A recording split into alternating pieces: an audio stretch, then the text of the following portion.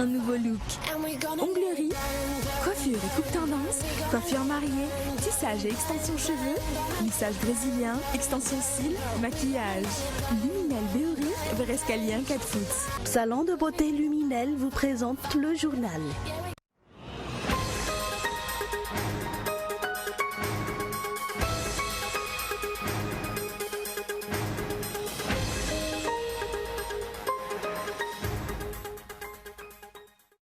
Le bureau permanent de l'Assemblée nationale est de nouveau sur la sellette. La dissolution du bureau permanent de l'Assemblée nationale était en effet sur toutes lèvres à Tsimbazaz durant l'ouverture de la deuxième session ordinaire de l'Assemblée nationale.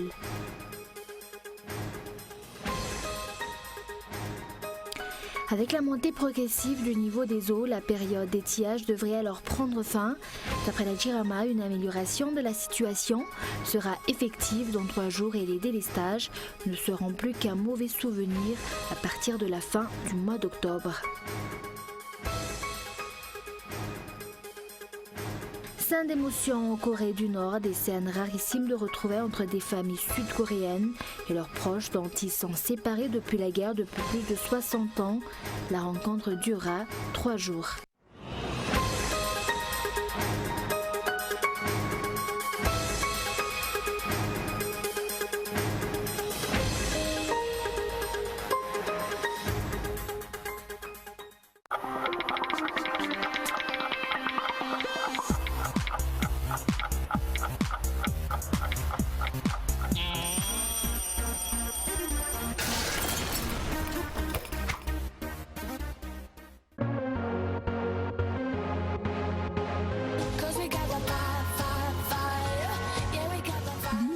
Un nouveau look.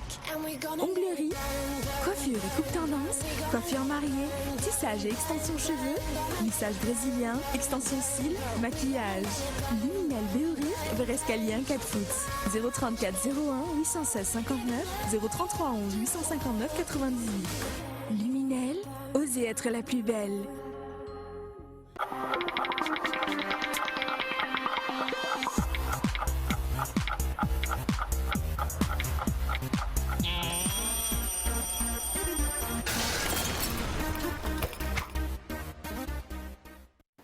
Bonsoir à tous et merci d'être fidèles à ce rendez-vous avec l'actualité en français sur Cool TV. À la une, le bureau permanent de l'Assemblée nationale est de nouveau sur la sellette. Sa dissolution était en effet sur toutes les lèvres à Tsimbazaz durant l'ouverture de la deuxième session. Les membres de ce bureau sont prêts à quitter leur poste selon Jean-Max Rakutmamundi. Reportage de Zoura Kutunjin. Les membres de l'actuel bureau permanent de l'Assemblée nationale sont prêts à céder leur place aux autres députés d'après Jean-Max Rakutmamundi en réponse au bruit qui court sur la dissolution de ce bureau permanent. Une dissolution qui se fera lorsque les 2/3 des députés la réclament. Tout changement au niveau des institutions comme l'Assemblée nationale doivent respecter certaines procédures. Si elles sont remplies, il n'y a aucun problème à procéder au changement. Mais la date durant laquelle interviendrait l'examen de cette dissolution n'a pas encore été définie, selon les informations recueillies sur place. Mais pourquoi justement envisager cette dissolution ? L'actuel bureau permanent ne semble plus représenter la majorité à l'Assemblée nationale, selon certaines sources. Lors de l'ouverture de la deuxième session ordinaire ce jour, le président de l'Assemblée nationale, Jean-Max Rakutmamundi, a lancé un appel au calme et à la stabilité, face notamment à la conjoncture actuelle. Notons qu'outre le projet de loi de finances 2016, 13 autres propositions de loi ont été soumises pour examen et adoption par le gouvernement. Et actualité économique, le manque de mesures incitatives à l'endroit des opérateurs locaux est un des facteurs de blocage du développement des exportations dont le volume a diminué, jugé par les réserves en devises dont dispose la Banque centrale. L'agriculture, le tourisme et la pêche sont des secteurs clés pour l'économie malgache et dans le cadre de l'amélioration de la compétitivité de l'économie malgache à travers le commerce, un atelier est organisé pendant 2 jours par la Banque mondiale. Reportage de Lily Rabiat. Les réserves en devises dont dispose la Banque centrale s'effritent. Cette dernière ne dispose plus en effet que de 600 millions de dollars, ce qui représente près de 2 mois des besoins en importation du pays. Cette réalité est due à la baisse du volume des exportations. L'exportation de nickel, qui est pourtant le premier produit d'exportation de Madagascar, a par exemple connu une chute en raison de la baisse des cours sur le marché international. La tonne du nickel est en effet passée de 17 423 $ en 2014 à 13 724 $ cette année. D'après certains exportateurs, les lourdeurs administratives bloquent le développement des exportations, tout comme les problèmes liés au délestage. Par ailleurs, le manque de compétitivité de nombreux produits locaux entrave également le domaine de l'exportation.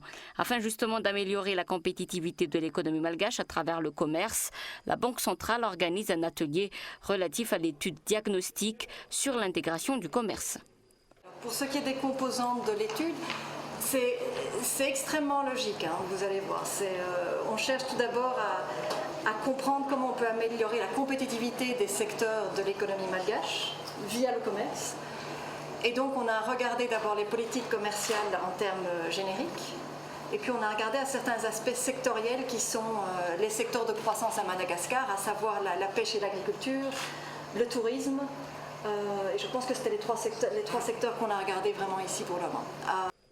Cet atelier durera 2 jours. Des représentants de l'État ainsi que plusieurs opérateurs économiques y participent. Et comme nous l'avons annoncé dans les titres, la pluie est finalement tombée depuis 3 jours maintenant. Avec la montée progressive du niveau des eaux, la période d'étiage devrait alors prendre fin. Pourtant, la durée des délestages demeure inchangée. Pire encore, certains abonnés se plaignent que les coupures interviennent 3 fois dans la journée et durent environ 4 heures. Mais d'après la Jirama, une amélioration de la situation sera effective dans 3 jours. Reportage. Les délestages sont toujours d'actualité. En Kadjamam et en Passapitu, en Kats, en Boudmit, 67 hectares, tous ces quartiers continuent de subir des coupures d'électricité qui durent environ 3 heures, entraînant la grande de leurs populations respectives. Une grande qui résulte notamment de la détérioration des appareils électroniques et des manques à gagner enregistrés par ces délestages fréquents. Notre imprimante a été réparée à maintes reprises en raison des délestages. Les unités centrales aussi sont abîmées. Mais la situation pourrait s'améliorer d'ici 72 heures. De sources auprès de la Jirama, les capacités de production d'électricité seront améliorées d'ici au moins 3 jours. Les centrales thermiques d'Antanananjang et d'Amboui-Manamboul vont en effet fournir 60 MW supplémentaires. Une puissance qui permettrait de réduire considérablement les délestages dans la capitale et ses environs d'ici fin octobre. Mais des essais techniques doivent d'abord être effectués selon la Jirama. D'ici fin octobre, les délestages prendront fin selon le planning que nous avons élaboré. À partir du 20 octobre, nous allons procéder aux essais de mise en service de la centrale Antananjang et le 23 octobre, nous pourrons distribuer 20 MW supplémentaires. Il en est de même pour la centrale Amboui-Manamboul que nous allons également tester le 23 octobre. Parallèlement, les abonnés attendent impatiemment les opérations que va apporter la société Symbiont Power, qui est opérationnelle, voilà maintenant 2 mois. Et également dans l'actualité de ce jour, prévu être effectué depuis quelques années maintenant, le recensement de la population ne débutera finalement qu'en 2017. Un recensement qui nécessitera 34 millions de dollars, soit 1,4 $ par habitant. Et normalement, le recensement de la population doit se faire tous les 10 ans. La dernière édition s'est tenue en 1993. Et en raison de ce décalage, il est difficile de connaître le nombre exact de la population malgache, encore moins leur répartition par région, par ville, par commune et par district. Selon les estimations, Madagascar compte 22 millions d'habitants. Les statistiques relatives au nombre de la population s'avèrent pourtant nécessaires dans la réalisation de diverses études, dans l'organisation des élections, mais surtout dans le développement du pays. L'Institut national de la statistique, ou l'INSTAT, a débuté la semaine dernière le recrutement des enquêteurs qui se chargeront de la première vague de recensement. L'élaboration de la cartographie pilote débutera quant à elle en fin 2015. Et sur le plan social, la sécheresse perdure dans le sud-ouest et les habitants subissent la famine. Une famine qui a déjà fait des morts dans le district de Tsioumbé. Et face à cette situation, beaucoup préfèrent déserter cette région. Reportage de Oliver Einstein.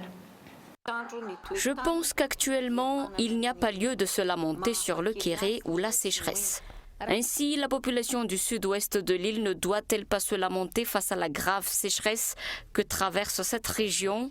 Une sécheresse alarmante qui a poussé un certain nombre d'élus, à l'instar du maire d'Anzapal dans le district de Tsioumbé, à tirer la sonnette d'alarme. Entre 20 à 30 personnes meurent chaque semaine de famine dans le district de Tsioumbé. Vous pouvez confirmer ces informations auprès du bureau du district. La population souffre actuellement. Voilà pourquoi nous lançons un appel à l'endroit des dirigeants pour qu'ils se penchent sur la situation qui prévaut dans la commune d'Anzapal, district de Tsioumbé, car la population n'a plus rien à manger.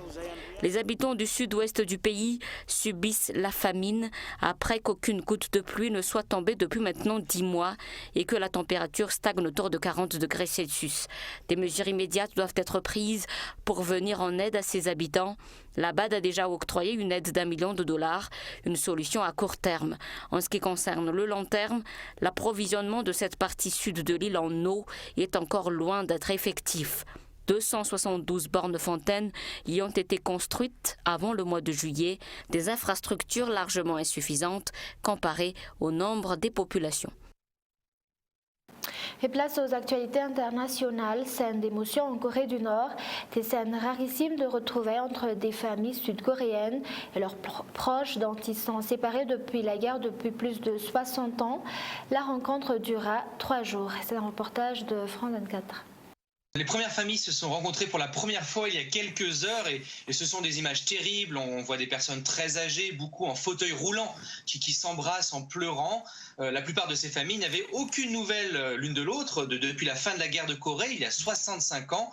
Tout contact entre Nord et Sud par téléphone ou par email reste depuis interdit. La rencontre a eu lieu en Corée du Nord, dans un complexe hôtelier, dans une grande salle où les conversations sont faciles à surveiller.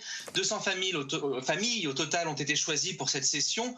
200 familles, c'est très peu. 66 000 Sud-Coréens sont officiellement candidats à ces retrouvailles. Elles sont sur les listes d'attente de la Croix-Rouge. La moitié a plus de 80 ans et il y a urgence. Et ces rencontres restent organisées au compte-gouttes. Il n'y en a eu que 20 au total et celles de cette semaine sont les premières depuis février 2014. Et après des semaines d'agressions à l'arme blanche, la tension reste extrêmement forte au Proche-Orient. Ce mardi, 2 soldats israéliens ont été poignardés par des Palestiniens. L'un d'eux a même été tué. Israël a décidé de renforcer son dispositif sécuritaire. France 24. Le chef de la police israélienne a tenu une conférence de presse ce matin.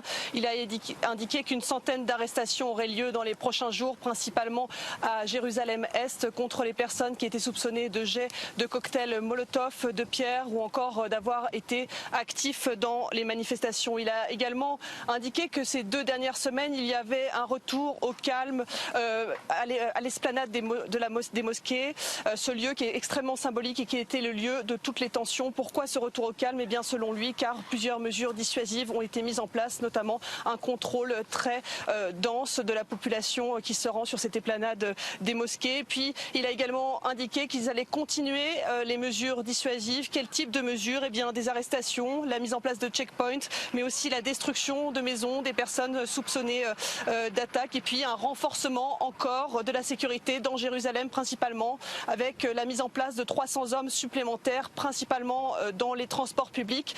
Reste à savoir si cela sera suffisant, car comme on le voit depuis maintenant 3 semaines, ces attaques au couteau sont le fait d'hommes isolés.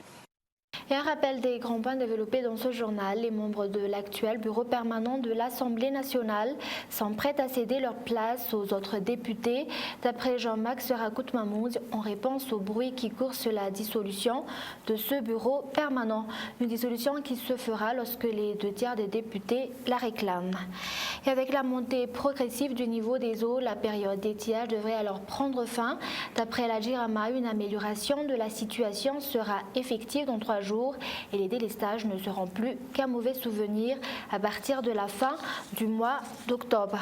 Et scènes d'émotion en Corée du Nord, des scènes rarissimes de retrouvailles entre des familles sud-coréennes et leurs proches dont ils sont séparés depuis la guerre depuis plus de 60 ans.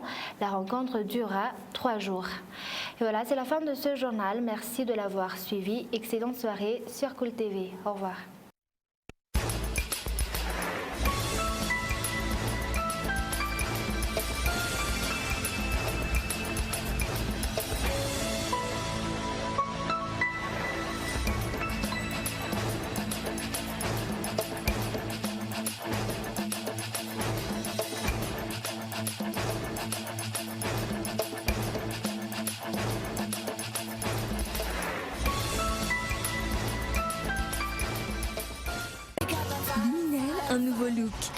Onglerie, coiffure et coupe tendance, coiffure mariée, tissage et extension cheveux, lissage brésilien, extension cils, maquillage. Luminel Béoric, Berescalien 4 foot. Le journal vous a été présenté par Salon de beauté Luminel.